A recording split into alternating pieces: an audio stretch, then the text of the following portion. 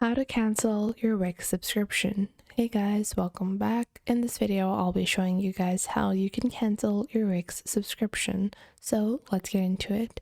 Now, if you're looking to cancel your Wix subscription for a particular item on your Wix store instead of canceling your entire subscription, you're going to open up the store dashboard and you can scroll down over here and take a look at your settings. So in your settings, you have multiple different items such as your domains and your site members and cookies, and then you will be able to see any subscriptions over here. So if you have any subscriptions, then you can cancel those directly from your store. However, if you're looking to cancel your entire subscription of Wix, then you can click on your top right account settings, and then once you do that, you can click on the premium subscriptions over here.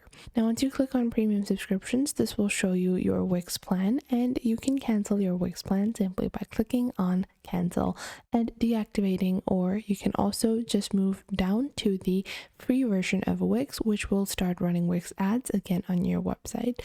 So I hope you guys found this video helpful. If you did, make sure to leave a like and subscribe, and I will catch you guys in the next video.